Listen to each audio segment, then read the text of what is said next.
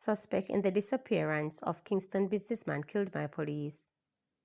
A man is dead and 3 other people are in custody following an incident in West Kingston that is related to a police investigation into the disappearance of businessman Kevin Walker, who the police believe has died. Walker has not been seen or heard from since February 2nd. The man killed has not been positively identified but is believed to be going by the alias Diamond, who the police say was previously listed as a person of interest. A 19-year-old man was apprehended during the incident and 3 women were also detained according to the police. A 9mm pistol was seized at the scene. The incident unfolded about 7:30 p.m. during a police operation in the vicinity of Nuttall and Last Streets in West Kingston. According to the police, a motor vehicle was intercepted by cops hours after it was stolen from the owner in the neighboring Kingston Central Police Division. The police say the vehicle was being driven in a reckless manner and the driver and other occupants opened fire at cops who signaled them to stop. The man believed to be Diamond was shot during an exchange of gunfire and later died at hospital, the police noted.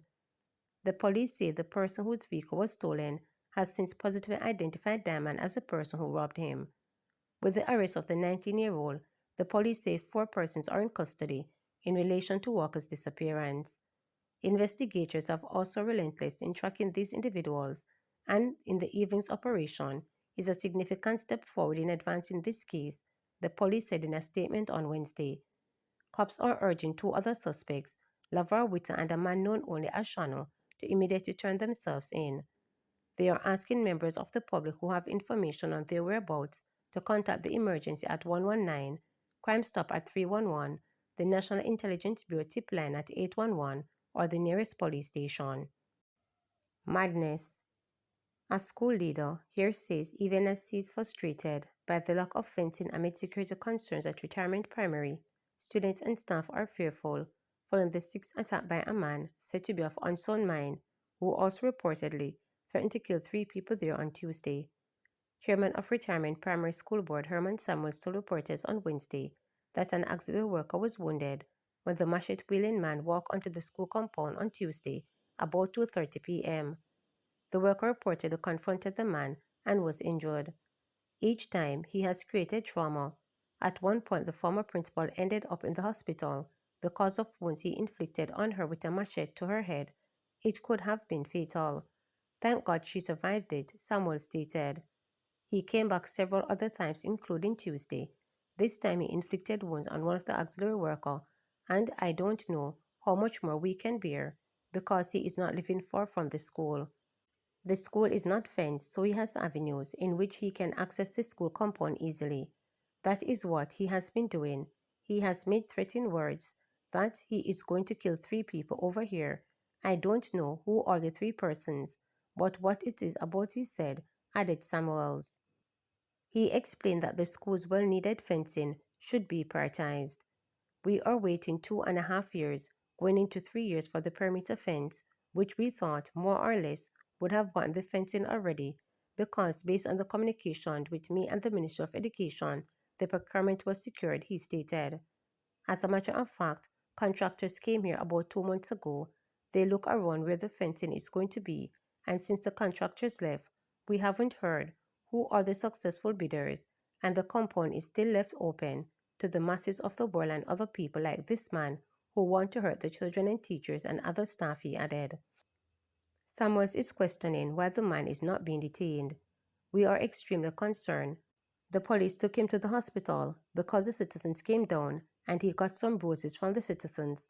God forbid, if they don't do something about him to secure him, things might happen that we really don't want to happen, he stated.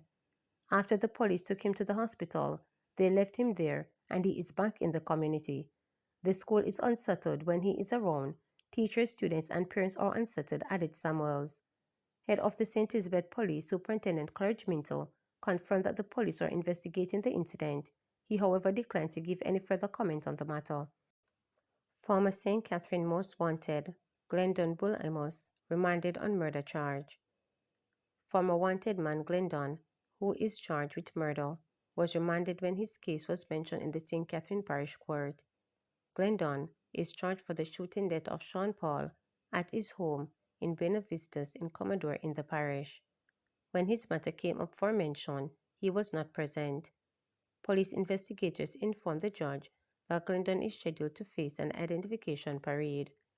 The presiding judge then ordered that he be remanded until March 7. The court was informed that once the St. Catherine Most Wanted is being investigated for other offences. Allegations before the court were that on December 18, 2022, Glendon shot and killed Paul, otherwise called Kala. Glendon became a person of interest in the case and was being sought by the police until he was held at Monique in St. Anne on January 29, 2025. He was subsequently charged with Paul's murder. Portmore mayor slams parish decision process as anti-democratic.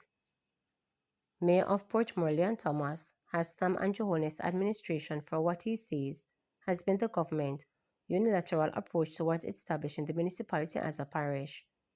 Government used its majority in the lower house on Tuesday to pass the Counties and Parishes Amendment Act 2025, making Portmore the 15th parish of Jamaica.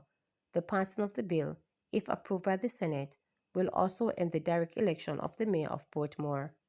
Thomas believed that the move is a backward step, that is, diametrically opposed to the principles of democracy in the interest of the people. What surprised me is that the Prime Minister came to Portmore and said at the groundbreaking ceremony at the Portmore Resilience Park in 2024 that he was going to put off the naming of the 15th parish until wider consultations were done with residents so that they can be comfortable with the decision. After that pronouncement, there is nothing more that he has done other than head of parliament to make the decision, Thomas told reporters. The bill, which was piloted by local government minister Desmond McKenzie, was passed despite stiff opposition from the People's National Party, who accused the governing Jamaica Labour Party of gerrymandering while threatening a court action. This is a clear case of political gerrymandering, Thomas stated. I am not surprised because Edward Warmington had made it clear that they are going to do it because they want to control the St. Catherine Parish Council. They had said it in the press at a political meeting at Cedar Grove Academy. Dr. Andrew Wheatley had also made it clear that they are going to do it, so both gentlemen had spoken to the matter, so this move didn't surprise me, Thomas added. In recent months, concerns have been raised by the opposition regarding the naming of Portmore as Jamaica's 15th parish. The St. Catherine South Member of Parliament Fitz Jackson had accused Holness' administration of unilaterally trying to establish a parish without the input of the Electoral Office of Jamaica and, as a result, cutting off voters from his constituency. Thomas said that the government's decision has dimly and frustrated the wishes of 14,000 people who voted for the mayor in the last local government election. Hence, he plans to pursue legal actions to block the move. Other than Portmore, there is no municipality in the English-speaking Caribbean who has the opportunity to vote directly for their mayor.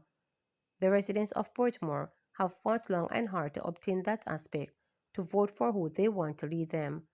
In the other municipal corporations, the political sits and nominate someone to be the mayor, and that sometimes does not reflect the people's choice, Thomas stated. He pointed to the leadership struggle in the Clarendon Municipal Corporation to underline his point. If the method we have in Portmore were introduced in other municipal corporations, the situation we have in Maypen would not exist, he stated. He said the government should be seeking to replicate the method of choosing the mayor that Portmore has adopted to other municipalities. We have been talking about the voting for the president, and if we're thinking along that line, why are you going to revert from a method where people are voting directly for a mayor? It is a contradiction in the philosophy, Thomas noted. In 2022, Prime Minister Andrew Holness affirmed and committed to republicanism upon taking office and stated his cabinet would introduce a bill to replace the Queen with non-executed president as head of state.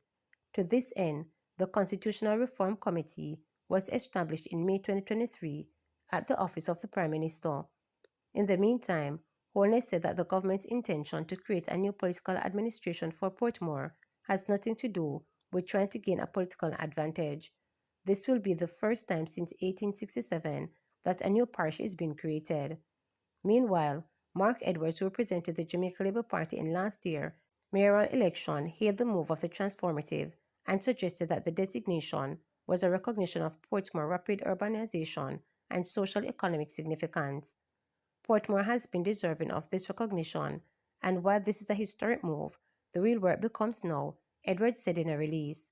I remain dedicated to advocating for the people, ensuring that this new status brings new progress, sustainable development, and an improved quality of life for every resident.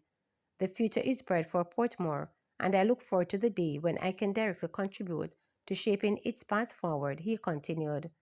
Edwards said that this designation will grant Portmore certain key advantages, among them an independent budget allocation, which will ensure more direct funding for local projects and services. Remember to subscribe, like, share, and click the notification bell for daily updates.